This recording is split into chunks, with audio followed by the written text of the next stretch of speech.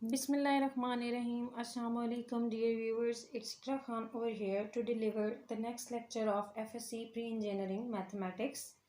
Today is 1st of May 2020.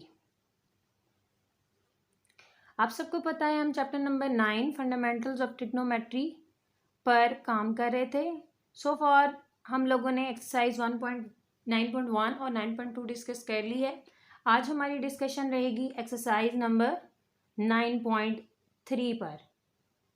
बहुत ज़्यादा important exercise है, बहुत ज़्यादा इम्पॉर्टेंट, एंट्री टेस्ट के हवाले से बहुत ज़्यादा इम्पॉर्टेंट है. ठीक है, अपने लेक्चर की तरफ या कंटेंट की तरफ बाकायदा मूव करने से पहले मेरी रिक्वेस्ट उन लोगों से जिन्होंने अभी तक मैथ्स ब्लॉग को सब्सक्राइब नहीं किया वो प्लीज़ बेल आइकन को प्रेस कर दें ताकि इस चैनल की रीसेंट अपडेट्स उनको मिलती रहें और उनका सिलेबस बेहतर तरीके से प्रोसीड कर सकें वो. और जो लोग मेरा चैनल के लेक्चर्स को रोज़ाना देख रहे हैं उनसे रिक्वेस्ट है कि वो लास्ट तक लेक्चर को देखा करें ताकि अगले वाले लेक्चर में पीछे वाले लेक्चर का अगर कोई कॉन्सेप्ट रिलेट हो रहा है तो वो बेसिकली उस चीज़ को आसानी से ग्रिप कर सकें कि कैसे आपने दो चीज़ों को इंटरलिंक किया है.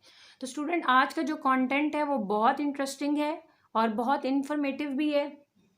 सबसे पहले आपको हम लोग जो है मैथ्स बॉक्स की इन्वेंशन है ये इससे पहले आप लोगों को शायद नहीं मिला होगा कहीं भी नेट से या कहीं आपने गूगल किया होगा तो भी नहीं आपको मिलेगा कि जो आपके पास ट्रिग्नोमेट्रिक का टेबल है वो उसकी कंस्ट्रक्शन मैं आपको सिखाऊंगी. ठीक है, तो इसको हम लोगों ने अपने चैनल की निस्बत से क्या नाम दे दिया है, मैथ्स बॉक्स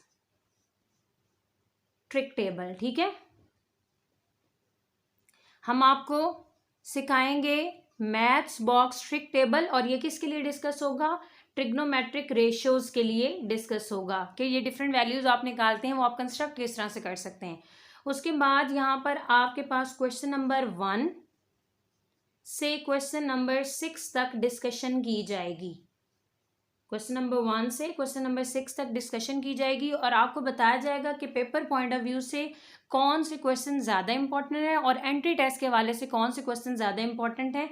और आप लोगों का इस एक्सरसाइज की अंडरस्टैंडिंग बहुत ज़्यादा इंपॉर्टेंट है क्योंकि जब जैसे जैसे आप हायर लेवल की तरफ मूव करते हैं तो लोगों को ये कन्वर्जेंस आ ही नहीं रही होती. ठीक है, तो आज का लेक्चर आप लोगों ने बेहतर तरीके से सुनना है, उसको समझने की कोशिश करनी है. तो स्टूडेंट्स, चलते हैं अपने पहले कंटेंट की तरफ जो कि आपके पास है मैथ्स बॉक्स ट्रिक टेबल. ठीक है, फॉर ट्रिग्नोमेट्रिक रेशियोज. अच्छा, मैथ्स बॉक्स ट्रिक टेबल मैं उन लोगों के लिए बनाना सिखा रही हूँ जिनके पास कासिया के ओरिजिनल कैलकुलेटर्स नहीं होते और वो पॉइंट्स में आंसर्स दे देते हैं. ठीक है, तो उनके लिए टेबल कंस्ट्रक्शन है. तो सबसे पहले आप लोगों ने क्या कर लेना है, यहाँ पर लिख लेना है 0, देन 1, 2, 3, 4. ठीक है, ये आपका पहला स्टेप हो गया. फिर आपने क्या करना है, इन सारों को मतलब ये आपका एक स्टेप वाइंड अप हो चुका है. अब आप क्या करें, नेक्स्ट स्टेप में इनको 4 से डिवाइड कर दें. 0/4, 1/4, 2/4, 3/4, 4/4. ठीक है, ये आपका सेकंड स्टेप वाइंड अप हो गया है. ठीक है, अब ने इनकी सिंप्लीफिकेशन कर लेनी है. जिनकी कटिंग होती है आप कटिंग कर लें, जिनकी नहीं होती उनको ऐसे ही छोड़ दें. ठीक है, ये 2 स्टेप्स आपके पूरे हो गए. उसके बाद आप क्या करेंगे, थर्ड स्टेप में आप इनका स्क्वायर रूट लेंगे. क्या लेंगे, इनका स्क्वायर रूट लेंगे. जो जो आपके पास आंसर आया हुआ है उसका स्क्वायर रूट ले लें. 0/4 इज 0 तो स्क्वायर रूट 0 हो जाएगा.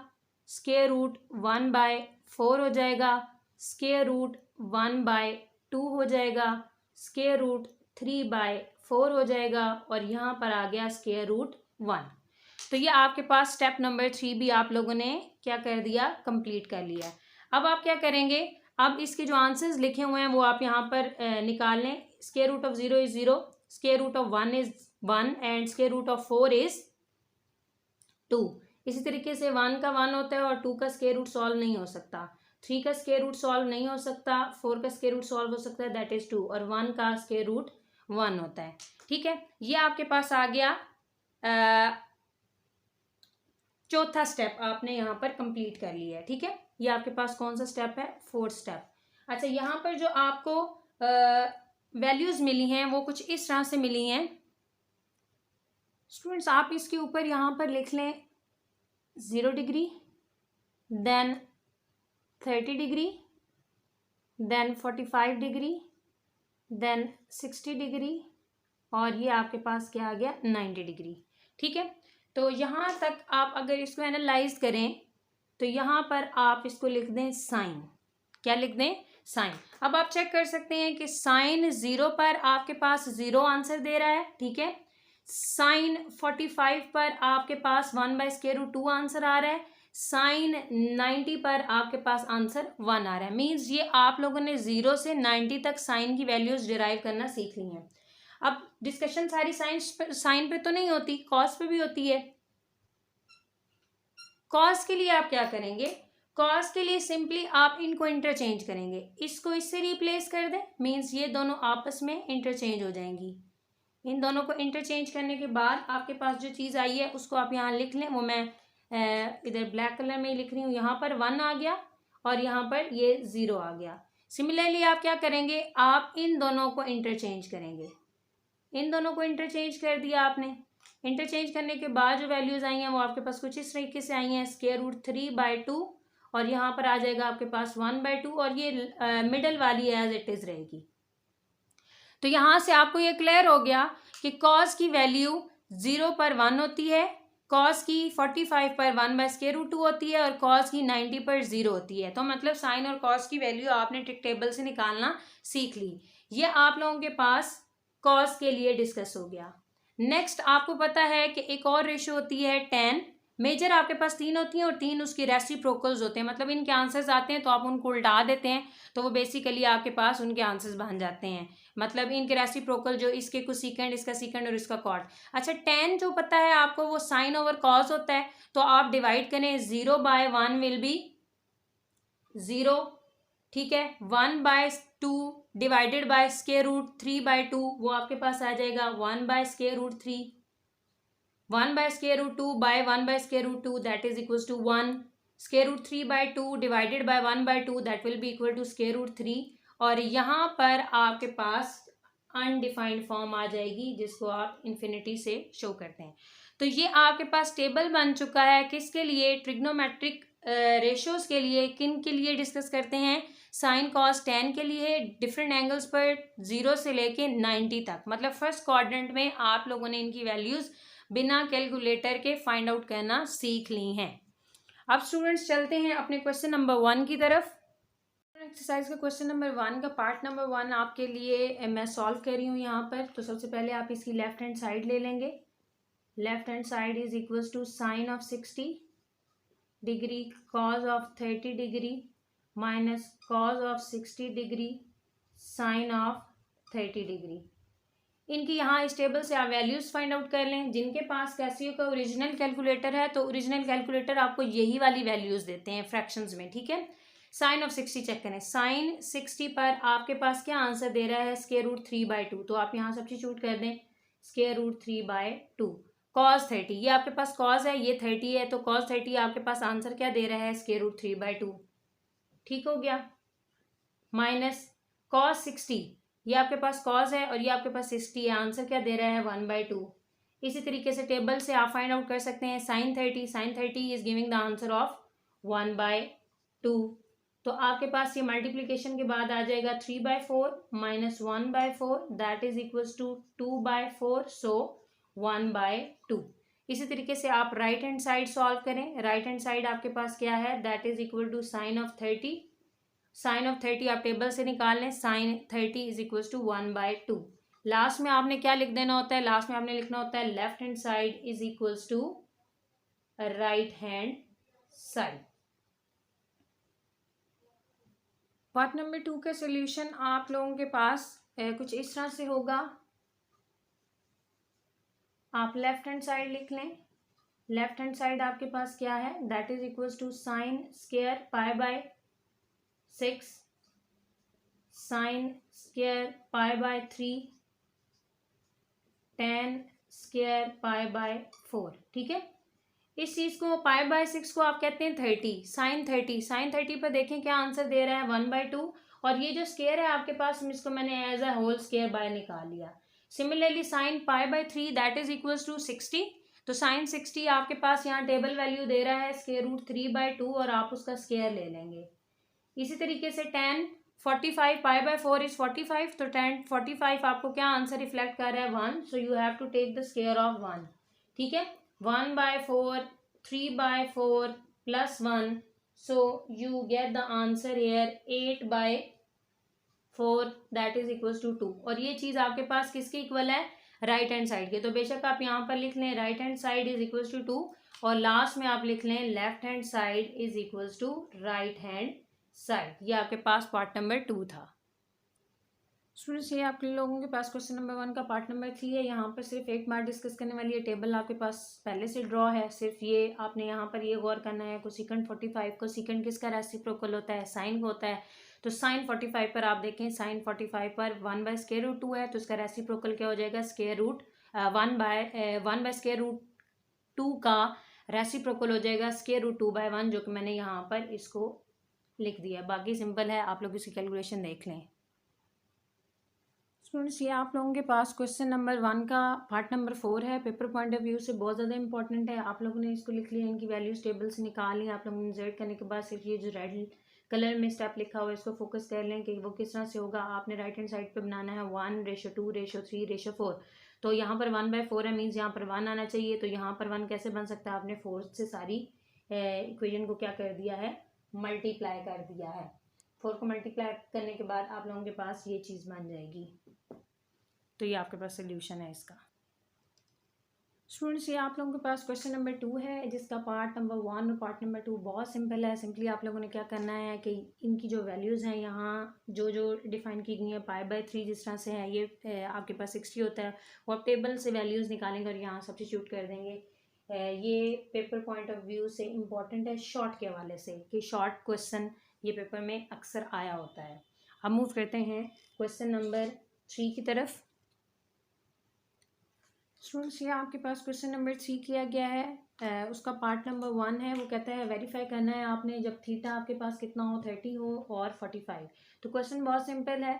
अब आपने क्या कर देना है, 1 थीटा इज इक्वल टू 30, जहाँ जहाँ थीटा लिखा हुआ वहाँ 30 सब्स्टिट्यूट कर देना है। तो ये क्वेश्चन बिल्कुल क्वेश्चन नंबर 1 और 2 की तरह बन जाएगा। तो आप इसको ईजिली टेबल से कैलकुलेट कर सकते हैं। ठीक है, इसी तरीके से इसका जो सेकंड पार्ट है वो कहता है कि थीटा को आपने 45 ले लेना है। जो मैंने यहाँ पर थीटा को 45 ले लिया, तो इसको मैंने जब सॉल्व किया तो 1 इज इक्वल टू 1। इसके टोटल क्वेश्चन जो है, इस क्वेश्चन नंबर 3 के टोटल पार्ट्स 5 हैं। हमने एक आपको करवा दिया, बाकी सेम नोटेशंस पर आप लोगों ने करते रहना है। ठीक है, सेम नोट पे आप इसको मूव करेंगे। अगर आपसे नहीं होगा तो आप कमेंट सेक्शन में अपना कमेंट छोड़ सकते हैं कि हमें कोई दिक्कत है या कोई प्रॉब्लम है, तो इंशाल्लाह उसको नेक्स्ट लेक्चर का हिस्सा बना लिया जाएगा। तो चलते हैं हम क्वेश्चन नंबर 4 की तरफ, जो कि बहुत ज़्यादा इंपॉर्टेंट है और वो डिफरेंट बोर्ड्स में आ चुका है। अगर मैं इसको डिफरेंट बोर्ड्स हाईलाइट करूं तो ये सरगोदा बोर्ड का हिस्सा रह चुका है, Multan board, Faisalabad board, Gujranwala board, और ये रीसेंट ईयर्स में इनका हिस्सा रह चुका है। तो अब चलते हैं क्वेश्चन नंबर 4 की तरफ, जो कि लॉन्ग पॉइंट ऑफ व्यू से बहुत ज़्यादा इंपॉर्टेंट है। स्टूडेंट ये क्वेश्चन आपके पास है, ये लॉन्ग पॉइंट ऑफ व्यू से बहुत ज़्यादा इंपॉर्टेंट है। क्वेश्चन नंबर 4, इसका सोल्यूशन देखिए, मैंने स्टेटमेंट लिख ली है। तो सिंपली क्या करें कि आप यहाँ से टेबल वैल्यूज़ फाइंड आउट करें। ठीक है, यहाँ से आप क्या करें कि टेबल से आप इसकी tan 45 की वैल्यू फाइंड आउट करें। तो tan 45 आपको टेबल में 1 आंसर रिफ्लेक्ट कर रहा है, तो मीन्स यहाँ पर आप लिख सकते हैं 1 का स्क्वायर। यहाँ पर cos 60 आपको दे रहा है आंसर 1/2, तो यहाँ 1/2 का square, x as it is. sin 45 table से 1/√2 आ रहा है, cos 45 भी 1/√2 आ रहा है, tan 60 आपके पास √3 आंसर रिफ्लेक्ट कर रहा है। ठीक है, ये सारी वैल्यूज़ मैंने इस टेबल की हेल्प से निकालनी है। 1 - 1/4 x √3/2, आप इसका एलसीएम ले लें तो 4 - 1 यह आ जाएगा √3/2x। ठीक है, यहाँ से 3/4 √3/2x, इनको उधर मल्टीप्लाई कर दें। 3/4 × 2/√3x, आप इसकी कटिंग कर दें। ठीक है, इसको आप लिख सकते हैं √3 और √3। ठीक है, नीचे स्क्वायर रूट ये आ गया, इसकी कैंसलाइजेशन के बाद आप देखेंगे कि x का आंसर आपके पास क्या आ रहा है, x का आंसर आपके पास आ रहा है √3/2। ये बहुत ज़्यादा इम्पॉर्टेंट है पेपर पॉइंट ऑफ व्यू से, लॉन्ग के हवाले से। क्वेश्चन नंबर 5 है, ये एंट्री टेस्ट के हवाले से बहुत बहुत ज़्यादा इम्पॉर्टेंट है, ठीक है। अब वो आपको कहता है कि find the values of trigonometric functions of the following quadrantal angles, कि जो मैंने क्वाड्रेंटल एंगल्स आपको दिए हुए हैं आपने इसकी वैल्यू फाइंड आउट करनी है। तो ये जो टेबल मैंने आपको बनाना सिखाया है इसमें क्या होता है कि इसमें आप 0 से 90 तक वैल्यूज निकालते हैं, जो अगली वाली होती है ना वो इससे नेगेटिव में हो जाती है। फॉर एग्जांपल अगर ये आपके पास यहाँ पर 1 है तो जब इसको मैं 180 करूँगी, 90 और ऐड करूँगी तो ये -1 हो जाएगा। मतलब इसी टेबल से आप आगे 180 तक वैल्यूज फाइंड आउट कर सकते हैं, ठीक है। तो इसको मैं अब आपको एलेबरेट करने लगी हूँ। 2 क्वेश्चंस उठाऊंगी, मतलब 2 तरह की वेरिएशंस आपके पास आ रही हैं। इनफैक्ट 3 तरह के क्वेश्चन, 3 क्वेश्चंस मैं आपको कराऊंगी, बाकी आपके लिए छोड़ूंगी कि वो आप लोग उसको खुद प्रैक्टिस करें। सबसे पहले तो -5, मतलब वो आपको ये कहना चाह रहा है कि वो जो 6 कल हम लोगों ने ट्रिग्नोमेट्रिक रेशियोज सीखी हैं, sine, cosine, tan, cot, secant, जितनी भी हैं 6, उनकी सारों की वैल्यूज आपने इस पर फाइंड आउट करनी है। तो इसका सोल्यूशन जो है स्टूडेंट वो आप लोग देख लें। इस क्वेश्चन को समझने के लिए आपको ना मेरे वर्ड्स के साथ साथ चलना पड़ेगा। जो मैं बोल रही हूँ वो मैं कर रही हूँ, उसको आप लोगों ने ग्रिप करना है कि मैडम क्या कह रही हैं या बताने वाला क्या आप बताने की कोशिश कर रहे हैं। अच्छा, ये -π है, आपने हमेशा याद रखना है कि जब भी माइनस की वैल्यू आएगी आप एक नंबर अगला लिखा करेंगे, और जब कभी भी प्लस की वैल्यू आएगी आप एक नंबर पिछला लिखा करेंगे, ठीक है। फॉर एग्जाम्पल यहाँ पर आपके पास 1 लिखा हुआ है ना, कुछ नहीं लिखा हुआ तो 1 लिखा हुआ है, मीन्स ये आपके पास है -1π, ये माइनस लिखा हुआ है। मैंने अभी थोड़ी देर पहले आपको बताया कि जहां कहीं भी माइनस आएगा आप एक वर्ड अगला लिखेंगे, मीन्स आप लिखेंगे -2, ठीक है, और उसमें पाई ऐड कर देंगे। तो इसको अगर आप सिंप्लीफाई करें तो आपके पास यही चीज आती है, ठीक है। अब आप क्या करेंगे, अब आप इस तरीके से करेंगे कि आपने इसको सर्कल के मल्टीपल्स बनाने हैं। जितने सर्कल, एक सर्कल का टोटल एंगल होता है 2π, ठीक है। आपने 2π को साइड पे कर देना है और बाकी जो चीज रह जाएगी उस पर, और इस ये गिवन जो क्वेश्चन होगा, जो फॉलोइंग क्वाड्रेंटल एंगल जो भी दिया होगा उस पर आंसर सेम आएगा। मीन्स आप कैसे सर्कल को बाहर निकालते हैं वो देखते हैं। यहाँ से आपने -1 अलग कर लिया और आपके पास सर्कल का टोटल एंगल होता है 2π। इसका मतलब है ये -1 2π हो गया, सर्कल का कोई मल्टीपल है, 2π सर्कल है, ठीक है। ये 2π आपके पास क्या है, सर्कल है, और -1 उसका कोई मल्टीपल है। तो आपके पास पीछे रह क्या गया, +π, ठीक है। एक सर्कल के बाद जो वैल्यूज होती हैं ना वो रिपीट होना शुरू हो जाती हैं, मतलब वो दोबारा वेरिएशन देना शुरू कर देती हैं। तो अब आप देखें यहाँ पर आप ये नोट करेंगे कि जो आंसर यहाँ पर पाई का आ रहा है, किसका आ रहा है, जो आंसर पाई का होगा वही बेसिकली आपके पास किसका आंसर होगा, वो आपका आंसर होगा -π का, ठीक है।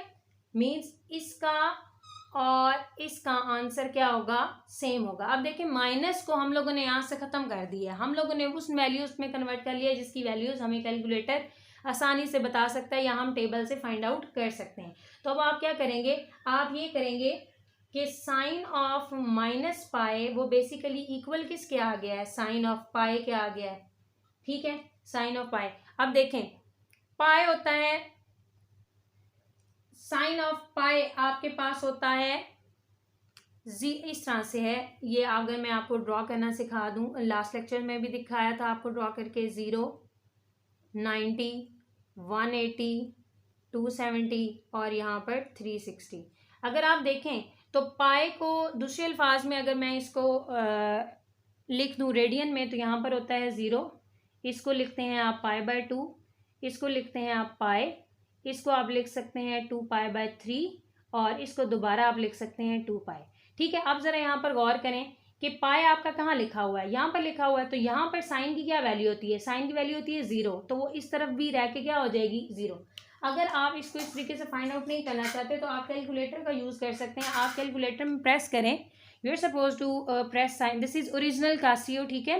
तो आप साइन लिखें और पाई की वैल्यू एक्सपोनेंट प्रेस करना है शिफ्ट दबाने के बाद, ठीक है। तो आपके पास आंसर जो रिफ्लेक्ट हो रहा है वो बेसिकली यहाँ पर इसकी सेटिंग होने वाली है, मैं सेटिंग कर लूँ। ठीक है स्टूडेंट्स, मैंने इसकी एक कैलकुलेटर की सेटिंग यहाँ पर आप देख सकते हैं कि रेडियंस में मैंने कर लिया इसकी सेटिंग। तो साइन ऑफ पाई आपको आंसर रिफ्लेक्ट कर रहा है 0, और दूसरा मैंने टेबल से भी निकालना आपको सिखा दिया, तो आप वहाँ से भी इसको चेक कर सकते हैं। तो आपका आंसर यहाँ पर क्या आ गया, 0। सिमिलरली आप लोगों ने क्या पता करना है, कॉज पता करना है। कॉज माइनस पाई पे आपने पता करना है। आपने अपनी कन्वीनियंस के लिए, अपनी आसानी के लिए माइनस पाई को पाई में कन्वर्ट कर दिया है, कॉज ऑफ पाई। अगर आप ये चीज पेपर में नहीं लिखते हो, सिर्फ ये लिख देते हैं, तो ये तो आपने अपने लिए काम किया। क्वेश्चन तो आपको माइनस पाई के लिए दिया गया, तो ये चीज लिखनी आपने नहीं बोलनी। ठीक है, अगर यहाँ पर देखें कॉज पाई, अब देखें यहाँ पर कॉज 90 पे आपके पास कॉज 0 पे आपके पास होता है क्या, कॉज 0 पे आपके पास 1, और इसके ऑपोजिट साइड यहाँ पर पाई बनता है, मतलब कॉज पाई पर आपके पास क्या हो जाएगा, -1। तो अगर आप इसको कैलकुलेटर में करें तो भी आपको आंसर इसी तरीके से देगा। आप प्रेस करें कॉज, शिफ्ट प्रेस करें, ये पाई प्रेस करें, ब्रैकेट्स को क्लोज करें, आपके पास आंसर आ गया -1। ठीक है, सिमिलरली आप बाकी सारी 10 और बाकी जो 4 रेशोज रह गई हैं उसको फाइंड आउट करेंगे। तो 10 ऑफ पाई, ठीक है, 10 ऑफ पाई आपके पास क्या आ गया, क्योंकि ये और ये एक कंपैरिजन में चलती है। यहाँ पर 10 की वैल्यू क्या है, 0 है, तो पाई पर भी 10 की वैल्यू क्या हो जाएगी, 0 हो जाएगी। ठीक हो गई बात। अब आपने इनके रेसिप्रोकल्स की वैल्यू निकाल लेनी है। वो किस तरह से हो जाएगी, इसका रेसिप्रोकल क्या है, that is cosecant minus pi, यहाँ पर आ जाएगा कोसेकेंट पाई। ठीक है, इसका रेसिप्रोकल ले लें। इसके नीचे कुछ नहीं लिखा हुआ, तो 1 लिखा हुआ है, तो 1/0 क्या हो जाएगा, वो तो डिफाइन ही नहीं किया जा सकता, तो इन्फिनिटी। उसके बाद नेक्स्ट का रेसिप्रोकल सेकंड पाई है, यहाँ पर हम लोग इसको लिख देंगे।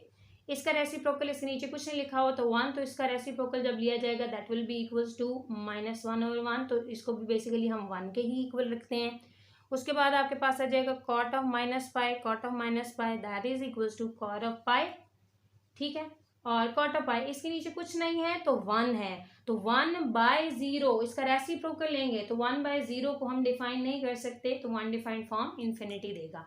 तो अब ये देख लें, आपको क्वाड्रेंटल एंगल उसने -पाई दिया था, तो -पाई पर आपने ये सारी ट्रिग्नोमेट्रिक वैल्यूज, जो भी आपको ट्रिग्नोमेट्रिक फंक्शंस हैं उनकी वैल्यूज आप लोगों ने यहाँ से डिटरमाइन कर ली हैं। वेदर आप टेबल की हेल्प लें, वेदर आप कैलकुलेटर की हेल्प लें, तो ये इजी हो जाएगा। मेजर पोर्शन यहाँ पर ये कन्वर्जन है। ठीक है, ये आप लोगों ने एक माइनस वाली मैंने करवा दी है, इस तरीके से एक मैं आप प्लस वाली आपको करवा देती हूँ।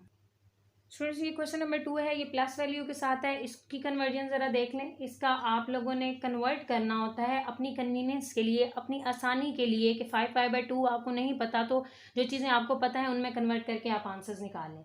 तो 5π/2, तो इसके साथ कोई साइन नहीं है, तो यहाँ पर प्लस का साइन है। तो मैंने अभी थोड़ी देर पहले आपको बताया कि जब भी कभी भी प्लस का साइन आएगा तो आप एक पिछला नंबर लिखेंगे। 4π + पाई, दोनों को ऐड करें दोबारा 5π हो जाता है। ठीक है, आप इनको अलग अलग डिवाइड कर लें 2 पे।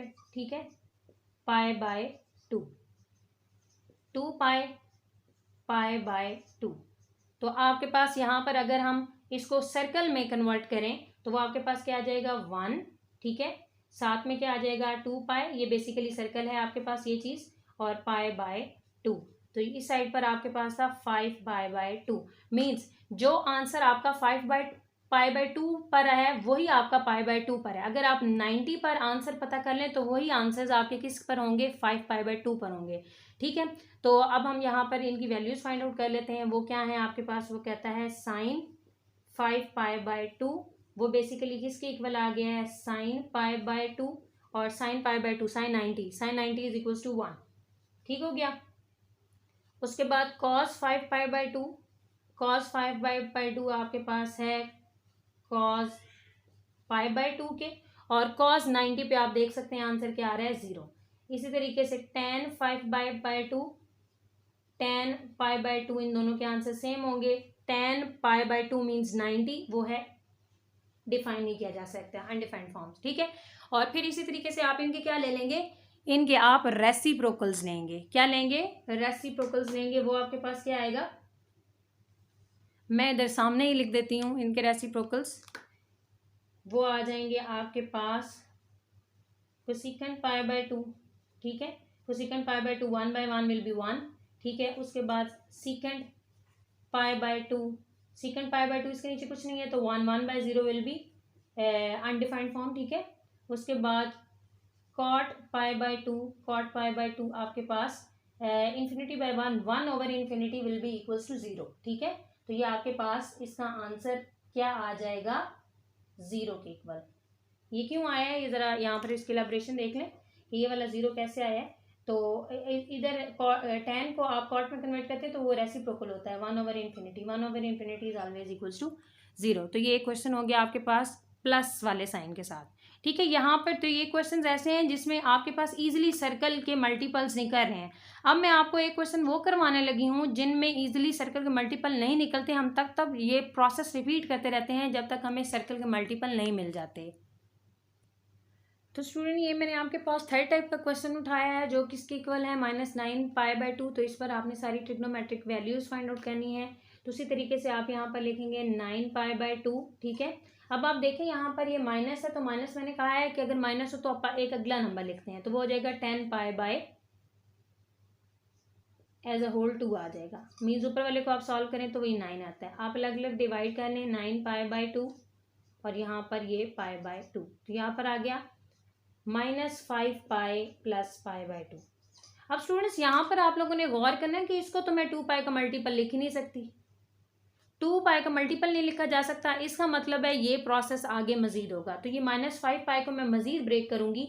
वो माइनस लिखा हो तो एक अगला स्टेप आप लिखेंगे, इससे अगला स्टेप क्या हो जाएगा, -6 π + π, ठीक है। और ये वाला π/2 आप एज इट इज प्रोसीड करवाएंगे साथ, ठीक है। अब ये -6 π को आप मल्टीपल ऑफ 2 सर्कल में लिख सकते हैं। वो क्या होता है, -3 और यहाँ पर आपने लिख लिया 2 π। ये एक सर्कल है, ठीक है, ये उसका मल्टीपल है। -3 2 π मतलब सर्कल का मल्टीपल। पीछे पे रह क्या गया आपके पास रह गया पाई और π/2। पाई और π/2 को आप इकट्ठा कर लें, वो क्या हो जाएगा 3 π/2। क्या हो जाएगा 3 π/2। इसका मतलब है जो वैल्यू आपकी 9 π/2 पर है वही वैल्यू आपकी किसके पर है, 3 π/2 पर है, ठीक है। 3 π/2 की वैल्यू आप लोगों ने फाइंड आउट करनी है तो वो आपके पास आंसर्स आ जाएंगे। ये आपके पास आंसर्स आ गए। मैंने मतलब इस पर वैल्यू निकालनी है, इसका मतलब अगर मैं इसकी वैल्यू निकालूं तो वो दोनों इक्वल हो जाएंगी। ये आपके पास आंसर्स आ गए। इसी तरीके से बाकी जो 3 इसके रेसिप्रोकल्स हैं इनके आंसर्स को आपने उल्टा देना है तो वो रेसिप्रोकल्स के आंसर्स बन जाएंगे। तो स्टूडेंट्स जो नेक्स्ट आपके पास क्वेश्चन है, अच्छा ये क्वेश्चन नंबर 5 था। इसके बाकी रिमेनिंग पार्ट आप लोगों की 3 तरह की वेरिएशंस आती हैं वो तीनों आपको समझा दी गई। आप दुनिया का जो मर्जी आपको नंबर दे दें और उसको कहें कि इस क्वाड्रेंटल एंगल की वैल्यू फाइंड आउट करें तो आप उसको इस काबिल हो गए हैं कि उसको कन्वर्ट कर सकते हैं उन एंगल्स में जिनकी वैल्यूज का आपको पता है। अच्छा अब ये क्वेश्चन नंबर जो 6 है, ये जो आप लोगों ने प्रोसीड करना है ना, ये क्वेश्चन नंबर 6 हो या क्वेश्चन नंबर 5 के लास्ट वाले क्वेश्चन हो, ये सेम नोट पे आपने करने हैं। अगर मैं यहाँ पर क्वेश्चन नंबर 6 का एक पार्ट सिर्फ आपको कंसेप्ट करने के लिए या मेथोडोलॉजी बताने के लिए बता दूं कि उसको किस तरह से सॉल्व करना है, तो वो क्या होगा 390। तो 390 अब ये डिग्री में आ गया, यहाँ पर ये रेडियन में था। डिग्री जिन लोगों ने स्टार्ट से लेक्चर्स लिए हैं उनको तो बेहतर पता होगा कि पाए हो तो रेडियन होता है और ये साइन डिग्री का होता है। जिन्होंने लेक्चर नहीं लिए डिस्क्रिप्शन में लिंक दिया गया है, वो पिछले लेक्चर से गो थ्रू हो सकते हैं, ठीक है। तो आप बजाय कि इस पे एक नया मेथड सीखने के आप क्या करें, इस डिग्री को रेडियन में कन्वर्ट कर लें जो आप लोगों ने 9.1 में सीखा हुआ है। 90 × π/180, ठीक है। तो आप इसकी जब कन्वर्जन कर लेंगे तो आपके पास जो आंसर बनेगा वो ये 13 π/6, ये आपका आंसर आया। अब आप इस क्वेश्चन को कन्वर्ट कर चुके हैं बिल्कुल पिछले क्वेश्चन की फॉर्म में। अब आप इसको आगे प्रोसीड कर लें। वो कैसे प्रोसीड करेंगे कि ये प्लस लिखा हुआ है तो एक पिछला लेवल लिखना है, π/6 हो गया, अलग अलग डिवाइड करें तो यहाँ पर 2 π आ जाएगा, यहाँ π/6 हो जाएगा। तो ये सर्कल का मल्टीपल हो सकता है 1 × 2 π, इसको लिख सकते हैं π/6। तो अब आपने क्या करना है, आपने π/6 पर आंसर चेक करना है। π/6 पर जो आंसर्स होंगे वही आपके पास 390 पर आंसर होंगे। सिमिलरली आपने इस पैटर्न पर इनको सॉल्व कर लेना है। तो ये आपके पास क्वेश्चन नंबर 6 था। इसके किसी भी प्रॉब्लम में उम्मीद है आपको कोई भी मसला नहीं आएगा क्योंकि इतने बेहतर तरीके से आपको एलैबोरेट कर दिया गया। अब दुनिया का मैं जो मर्जी नंबर आपको दे दूं, आप इस काबिल हो गए हैं कि आप उसको इन 3 चीज़ों को दिमाग में रखते हुए और इस टेबल की हेल्प से इसको सॉल्व कर सकते हैं। उम्मीद है आज का लेक्चर समझ आया होगा, और जिसको नहीं समझ आया वो कमेंट सेक्शन में आके अपनी प्रॉब्लम्स को हाईलाइट कर सकता है, उसको बेहतर तरीके से सॉल्व आउट करने की कोशिश की जाएगी। तो स्टूडेंट्स, यहाँ पर मैंने जैसे वीडियो के स्टार्ट में आपको बताया कि आपको पेपर पॉइंट ऑफ व्यू से इंपॉर्टेंट क्वेश्चन बताए जाएंगे, तो वो आप देख लें कि कौन कौन से क्वेश्चन इंपॉर्टेंट हैं। क्वेश्चन नंबर जो आपके पास 1 है, अगर उसको देखा जाए तो उसका पार्ट नंबर 1 अगर मैं यहाँ पर लिख दूँ, क्वेश्चन नंबर 1 उसका पार्ट नंबर 1 इम्पॉर्टेंट है, उसके बाद उसका पार्ट नंबर 3 भी इम्पॉर्टेंट है और 2 भी इम्पॉर्टेंट है। ठीक है, उसके बाद अगर आप चलें क्वेश्चन नंबर 4 की तरफ, तो ये बहुत ज़्यादा इम्पॉर्टेंट है लॉन्ग क्वेश्चन के हवाले से, और क्वेश्चन नंबर 5 और क्वेश्चन नंबर 6 आपका शॉर्ट के हवाले से बहुत ज़्यादा इम्पॉर्टेंट है। और क्वेश्चन नंबर 6 तो और 5 तो कोई भी एंट्री टेस्ट आप उठा के देख लें, उसमें इसका क्वेश्चन ना आए ऐसा पॉसिबल ही नहीं है, क्योंकि कन्वर्जेंस ही नहीं स्टूडेंट्स को समझ आ रही होती। तो ये क्वेश्चन आपके पास इंपॉर्टेंट है पेपर पॉइंट ऑफ व्यू से या आपके एंट्री टेस्ट के हवाले से, तो इनको बेहतर तरीके से आपने गो थ्रू कर लेना है। उम्मीद है आज का लेक्चर क्लियर होगा। सबको अपनी दुआओं में मैथ्स बॉक्स को याद रखिएगा, अपना बहुत ज़्यादा ख्याल रखिएगा। अल्लाह हाफिज़।